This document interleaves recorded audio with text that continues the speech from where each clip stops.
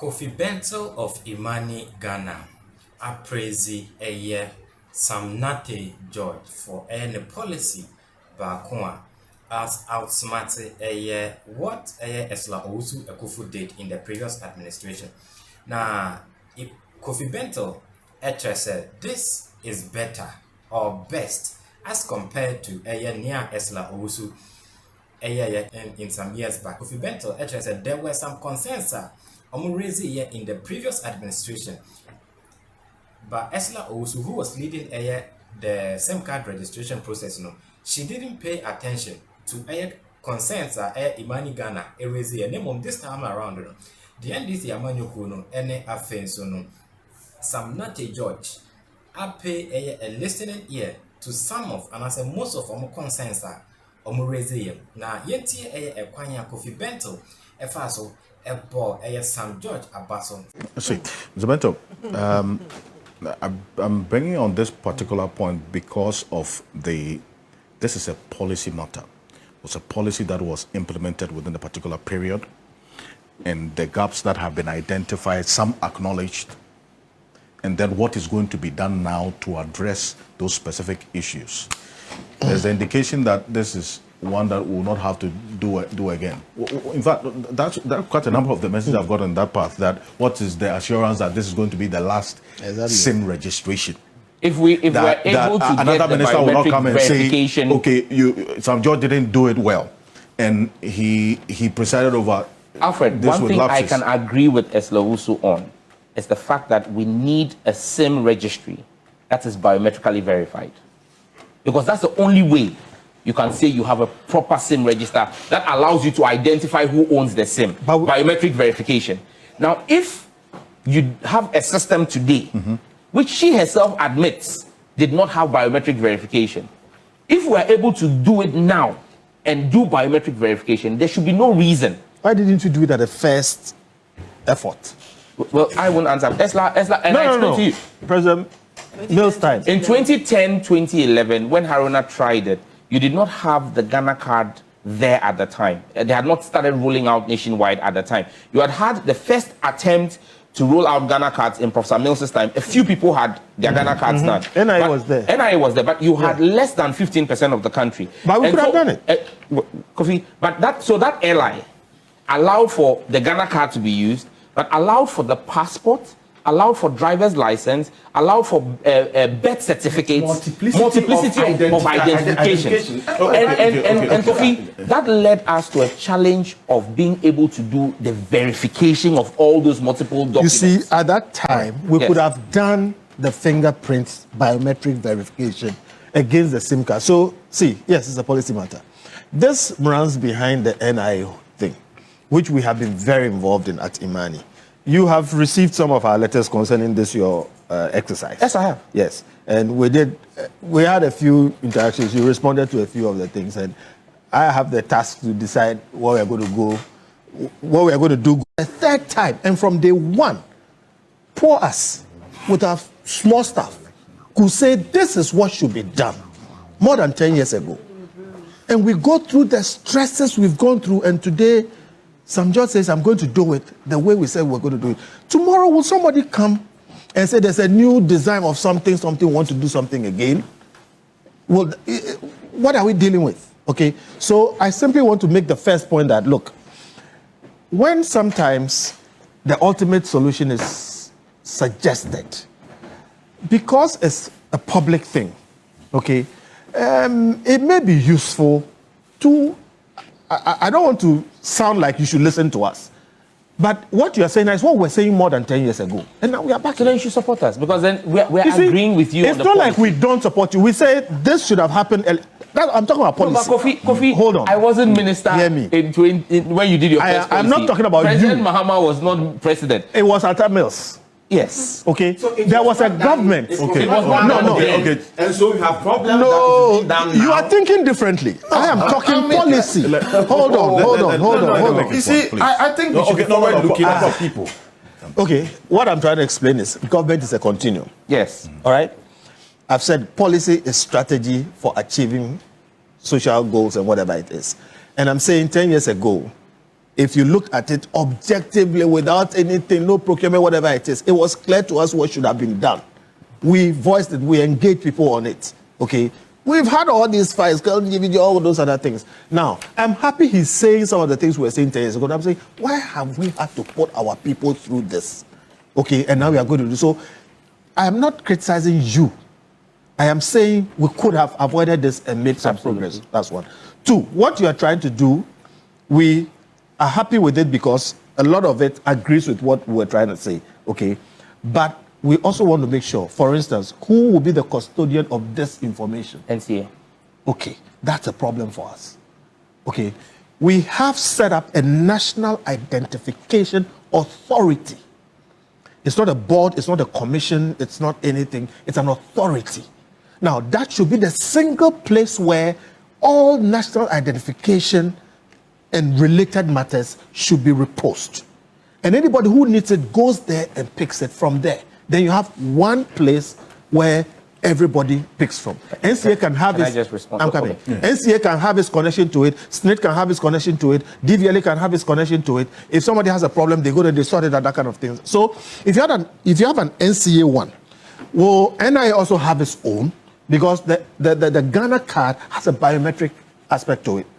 When you have two databases, there is potential of conflict. Okay, so I'm saying this is so far the better or maybe the best effort yet. We had a fight with Ursula. Okay, now I'm just pointing out that maybe please. I want you are doing politics. Me, I'm doing my work. See, hold on. So far, this is what. Look, I think there are a few things that we can do or some judge can do to make it unnecessary for us to go through this again. Okay. And then in future, if we have to do anything else, we just add to this. And one of the things is the principle that we must have a single silo and a single national database for some fundamental information like biometrics. And that place should be the NIA. Okay, and then there are about 7 different cards in this country. Not the NCA. It shouldn't be the NCA. It shouldn't be the NCA. Okay, so for me, I'm trying not to, but our engagement is not done. Like I said, I'm taxed now, working with some other CSO to engage you more. And if you didn't want to, then we're going to fight it out. But I kind of want you to go ahead, but can you pick some of these little things? You're going to say something about the point about the single side. Let me hear you. Kofi, the NIA will remain and remains by law our single source of truth for all biometric verification. What the NCA is developing is a SIM registry. Now, the NCA is also an authority, just like the NIA. Don't forget, it's the National Communications Authority. It's the single authority and regulator over the telecom space. Telecoms, yes. The SIM registry is not an identity issue. It's a telecom issue. That is, what you are suggesting will mean that because all banking transactions also need a Ghana card, then the Bank of Ghana can no longer hold the regulatory data it holds for banks. All of that should also go to NIA. That's not what I'm saying, but you go ahead. So but that's basically what the SIM registry is. What I'm because saying, you see, when there is a challenge on a SIM card, the report does not go to the NIA. The report goes to the regulator of the telecom space, which is the NCA. The NCA must have its own database of all SIMs and all equipment, telephone equipment. Agree. So we are not building a parallel database to the NIA. If we were, we would not be needing the NIA for verification. We would have been collecting our own biometrics and saying we are now storing our own biometrics and holding it. No, the NIA remains our single source of truth. However, for the purposes of the function of the NCA as a regulator of the telecom space, when issues of Momo fraud come up, issues of device theft come up, and things that are related to telecoms, you cannot be referring that to the National Identification Authority. It will come to the NCA, and the NCA must have its database, which again will be stored at the National Data Center with NITA. Okay, so cool. I think we agree, but there's a view. So that's what I'm saying. That I hear you. Of what we are doing, Let me just we need a bit of clarity on that. Yes. Yes. So we are agreeing, but maybe see. So what it means is this: the NIA has my biometrics. Yes. The NIA is the authority on biometrics. Yes. Now, if I want to register my SIM card, therefore, yes, what should happen is I go and I say, this is my number A, B, C, D, E. Yes. And I put my hand on the NCA machine to check my fingerprint. Hold on. Yes. When I put my hand there, that fingerprint should hit NIA's NIA database, yes. and then tell NCA that this is correct. So you don't need to keep a database per se. I'm coming.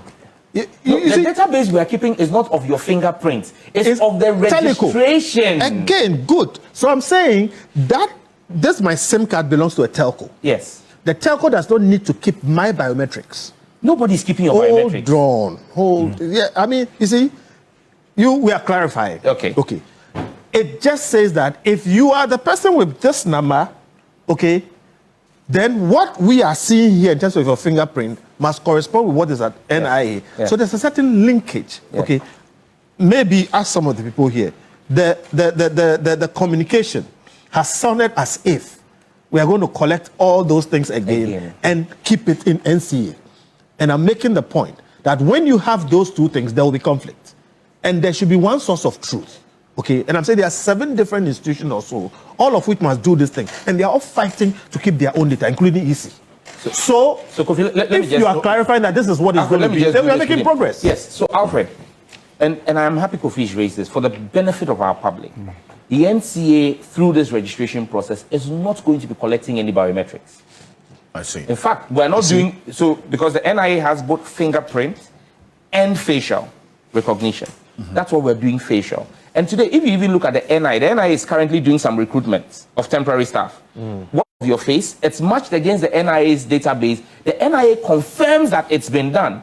Then what happens is the NCA now stores your name and your SIM number and your IMEI on its database, not your biometrics.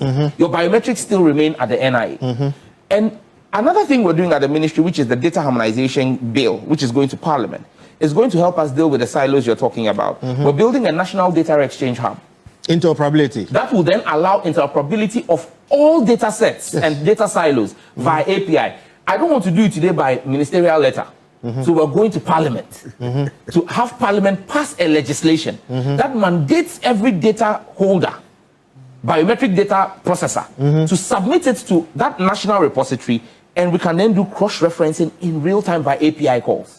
So we're going to where you're talking about to deal with the interoperability of all of our data silos. But on this process, we are not going to hold any biometric data. We're only going to match in real time. And that's why I said there's a lot that we've listened to you. I hear you. We've read extensively your critique of all the processes. We've picked all the salient points in them, and we've tried to address them by law. Okay, just this one too, please, I beg. Hold on. I was on the floor.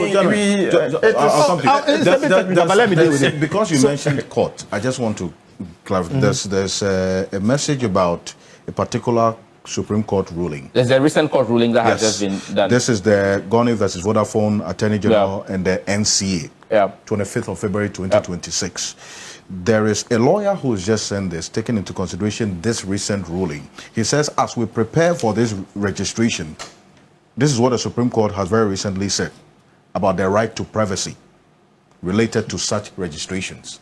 Are you considering this particular court? I've referred the ruling. In fact, the NCA has applied to the court for the full judgment so that we can study it. But again, I believe and I'm confident that our process would apply and fall in tandem with the law. Because don't forget, to register, for you to go through the registration, you submit to go through the registration. There are terms and conditions. So you have your rights of privacy. So you use, it's your permission to do the registration. However, don't forget that yes, you have your right of privacy. The state also has a right to the use of technology and spectrum. So if the state says to be able to use the spectrum resources of the state through a telco to make a phone call, you need to be biometrically verified for the purposes of public safety and national security. If you think that for your own privacy rights, you don't want to subject yourself to that, nobody will force you to do that. But it means that you will not have access to use the state spectrum to make a phone call. There is a different line to that. Point. And a different line to that. Oh, please, there was a point I was going to make about the facial. But on this, because you brought it up, that is the problem with Kelny GVG. That is the issue we went to court on. That you are introducing a third party into the notes of the telcos, who you by contract have taken their information which you by law must keep private. So when you introduce a third party to the notes where they have that access, then you are compromising my privacy. All right? And those things have still not been dealt. Is Kelly DVD still working? Are they still in those notes? Relative to SIM registration? No. No. It's the this common ruling. Platform or the common platform. This ruling is what brought it up, because there were similar issues we took to court in Kelly DVG. But so you can answer that. But on my substantive issue concerning the facial recognition, you see, it is a fact that when it comes to identification, fingerprints are better than facial recognition. We've gone through that with EC many times now. The fingerprint system also happens to be cheaper, okay, which we already have and can build on. You are going to do the facial recognition sitting at the NCA, which is fine. But you have a situation where people's faces change. I can tell you that there are two people in my house. Their faces open each other's phones. All right? So when you have a better system like the fingerprint system that you can build on, okay, why should we spend money to use the facial recognition system, which we know for a fact actually can create more problems than it solves? Okay? I mean, it's your prerogative, but I'm asking, I can see the problems it will create. Why I'm saying so is that if we spend more money building the NIA, okay, we will not need the facial recognition. So I would rather say, going back to the original point, that we should really focus on NIA, build it very strong, build the pipes very strong, and make sure that, look, everybody has, you know, the thing, you put it down, and that's it. In responding to this, quickly. You use fingerprint verification for electoral commission, but that's why when you vote, you have to get a biometric verification device everywhere. It then means, if you want to do the fingerprint, because the fingerprint is contact, not contactless, it means that all 30 million will have to physically go and do the verification. With your post offices, like you said. No, so then you're now introducing the cost element of having to buy biometric verification devices for all of the centers. That in itself is a new cost element you haven't averted your mind to. We've actually been trying to see if we could get the Electoral Commission to loan us their verification devices so that the way they are in every polling station, we can. There are all the issues about. No, we have. I'm agreeing with you. What I'm saying is, so that is where the investment should go. So we use it for elections, and the post offices are all over the place. Well, you should have it everywhere. In today's country, if you ask me, the cost of having to buy biometric verification devices, a fresh set of biometric devices, if we can still do facial recognition, which Kofi is way better. Respectfully, you are making it way better. It's just way a better than what we have today. Identification. It's a small thing. All right. Private entities have it. Let's invest in the right things once and for all. Kofi, not everybody has a smartphone. Thank you. And they will use USSD. But Kofi, a private entity, how many people are they going to process? No. I'm saying government. Thank you very much. Let's not. I don't want to be drawn into procurement of biometric verification devices. If I can get people to